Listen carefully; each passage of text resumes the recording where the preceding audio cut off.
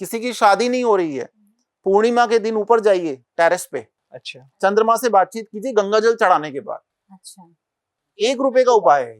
हाँ। गंगा जल लोटे में लेके जाइए, तांबे का ना हो, स्टील का या चांदी का बर्तन हो, और उसको आप चंद्रमा को, पूर्ण चंद्रमा को, पूर्णिमा के चंद्रमा को, जो ललायित चंद्रमा उसको चढ़ा दीजिए, अर्घ दे दीजिए और उनसे बातचीत कीजिए, अपनी प्रॉब्लम उनको बता के आइए, जैसे आप एक काउंसलर को बताते हैं। आप देखिए 45 डेज में आपको रिजल्ट मिलेगा। अच्छा। हाँ, that's what I am saying, किसी मीडिएटर की आपको आवश्यकता नहीं, आप खुद अपनी साधना कर सकते हैं। तांत्रिक साधनाओं में बोला गया है कि गुरु होना चाहिए आपका, सदगुरु भगवान शंकर है, लेकिन आपके कोई गुरु होने चाहिए जो आपको मार्ग बता सके, डू एंड डोंट्स का, बिल्कुल कि सही आपको गलत की क्या पहचान करना, करना हाँ है। क्या बिल्कुल। करना है क्या तो नहीं करना। जैसे कि आप बता ही रहे हैं, भगवान शंकर की बात हो रही है तो भैरव बाबा की भी बात कर लेते हैं।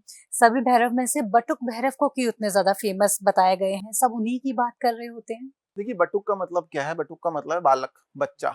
जैसे बालाजी, मैं तो मेहंदीपुर बालाजी की नगरी के आसपास से बिलोंग करता हूँ, तो मेहंदीपुर बालाजी, जैसे बालाजी हम बोलते हैं तो बाला का मतलब बच्चा होता है, उनका बाल स्वरूप है वो।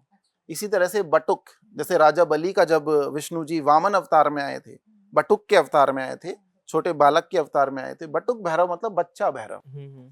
अगर आप किसी फ्लाइट में या ट्रेन में जा रहे हैं और बच्चा आपको परेशान कर रहा है, आप क्या बोलेंगे उसे?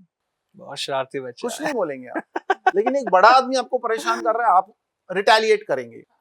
तो बटुक भैरव की साधना क्या है? बिल्कुल शाकाहारी साधना है। उड़द के दही बड़े चढ़ाकर ये प्रसन्न हो जाते हैं। अच्छा। गाय के, हाँ, कोई मदिरा चढ़ाने की आपको आवश्यकता नहीं है। मदिरा काल भैरव को लगती है, उसके विधान है अलग अलग।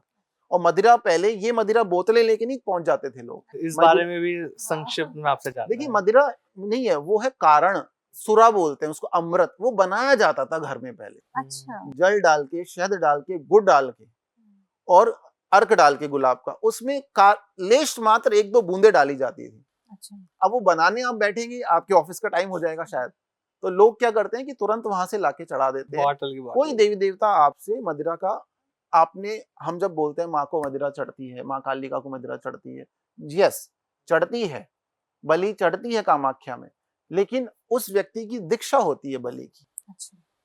वो परम तांत्रिक हो सकता है, वो शमशानवासी हो सकता है, उसकी दक्षिण मार्ग की सात्विक साधना नहीं होगी, उसका मार्ग होगा वाम मार्ग।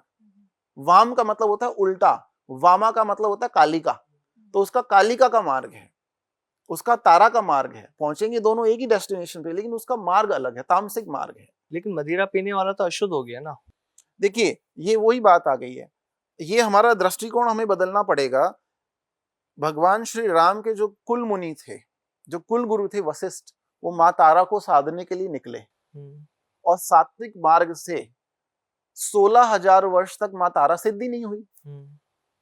तब भगवान शंकर ने उन्हें बताया कि माँ तारा सुंदरी, जिनका शक्तिपीठ वीरभूमि जिले में है बंगाल में, वो केवल और केवल तामसिक मार्ग से सिद्ध हो सकती है। उस समय फिर उन्होंने पंचकुंडी आसन बनाकर माँ तारा को सिद्ध किया। देखिए ज्यादातर लोगों में वैष्णव ग्रंथों का ज्ञान है, जब आप तांत्रिक ग्रंथ पढ़ेंगे, तंत्र राज तंत्रम, भूडामर तंत्र, कल्पतरु तंत्र, मंत्र महोदनी, तो आपको पता लगेगा कि ये भी एक शास्त्र है।